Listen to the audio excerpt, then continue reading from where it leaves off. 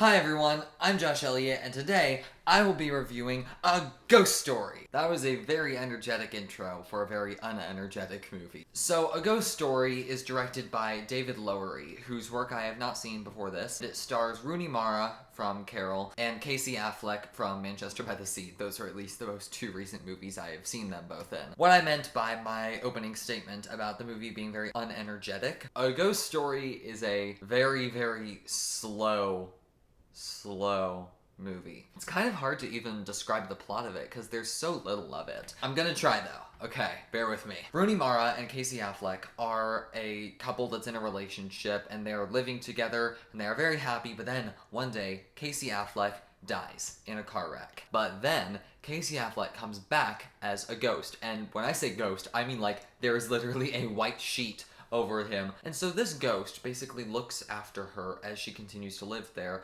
but then when she leaves the house, the ghost stays there. He stays in this location for years upon years. It's this very non-dialogue heavy story about a ghost that is basically stuck in this location and just observes everything. If you thought Dunkirk had very little dialogue, just wait till you see this movie, because this movie has fewer than 100 lines in it. I think it may have less than 50 lines in the whole movie. But it's short, so it's an hour and 30 minutes, so it doesn't take up much time, but it does not feel quick. The directing style of this movie is to have a ton of long, static shots. There is a scene in this movie where Rooney Mara eats a pie, and it lasts about 5 minutes of just her eating a pie. It took me a while before I finally got into this movie because it is so slowly paced that at the beginning of the movie, I could almost not even bear how slow it was. Some of the shots were just unbearably long of things that did not appear to matter, at least to me. I just found my mind drifting for like the first 20 minutes of the movie. It was very difficult to watch in that 20 minutes. I did not like it very much. Visually beautiful, the cinematography in this movie is great, but I could not tell what it was trying to say. It does eventually mean stuff later on. I got the message of the movie later, but when you don't know the message of the movie at the beginning and you just have all of these events that just don't appear to matter and you're spending so much time on all of these events and not doing much visually interesting with them, it drags. It drags so much. It sounds like I hate this movie based on how I've talked about it.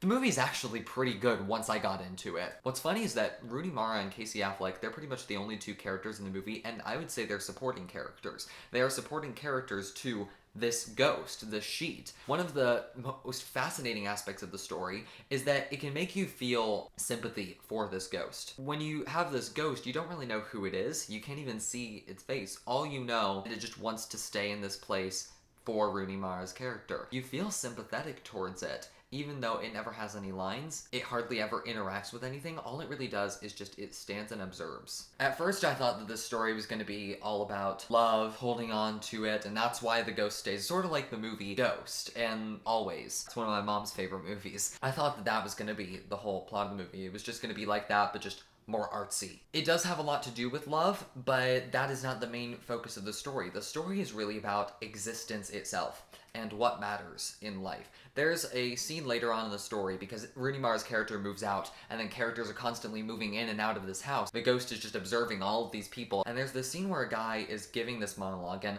I did find it a little cheesy just because he's basically saying exactly what the movie is about to the audience, but it's written so well, and the guy, he sells it. He has one scene in the movie, and it's like one of the most important moments in the whole movie. I began to see what he was saying in that monologue reflected into the movie. What I gotta give to the movie is that it's not just artsiness for the sake of artsiness. It genuinely has something to say, and it dedicates itself to saying that. That's actually one of the strong points of it not really being very plot-centric. It doesn't focus on what's happening. It focuses on why it's happening and what it means about just life and stuff. The message of the movie is basically, in the end, nothing will really matter. Eventually, you're going to forget about the stuff that you do, and then eventually you're gonna die, and then the people that know you are gonna die, and then all you will be remembered for are the marks that you leave on history, and if you don't leave a big enough mark, then you will eventually be forgotten. Everyone will forget each other, and eventually there will be no human life left. The sun will destroy the earth. The world will just keep going on without you. You think that the story's about this romance with Casey Affleck and Rooney Mara,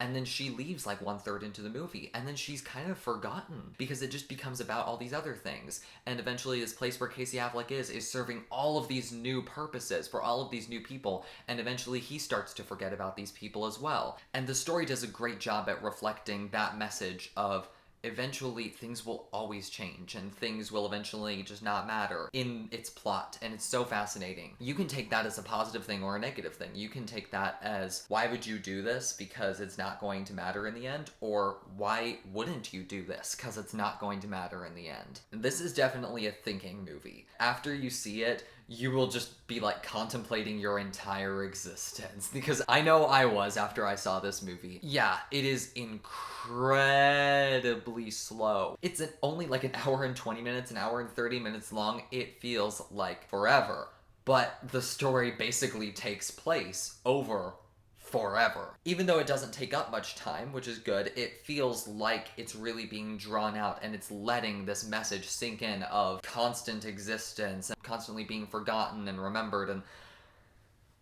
this movie messed with my mind. I'm gonna give The Ghost Story a 7. It definitely earns a good rating because of how it makes you think. It's a very smart movie with very smart filmmaking tactics. So much of it just felt unbearably slow, and it's a good while into the movie before you really start to figure out what it's about. So there were so many parts of the movie where, I mean, my phone was off during the movie, so I couldn't check the time. I wished I had a watch. I don't own a watch, and so I just wanted to keep looking, okay, how much longer is left of this movie? How much longer is left of this movie? And that's not really what you want from a movie that's supposed to be sucking you into this long-lasting foreverness. Okay, I didn't enjoy A Ghost Story very much, if that makes sense, but I really appreciated it. I loved what this movie had to say. It definitely got me thinking. It's a fascinating story that if you like thinking movies, then you should go and see this movie. It's one of the better movies I've seen this year. Be sure to leave a comment and tell me what you think of A Ghost Story if you've seen it. And be sure to like, because that really helps me out. And be sure to subscribe to High School Film Nerds, because we get like a new subscriber every week, pretty much. And I want to start building up on subscribers. So, thanks. See ya!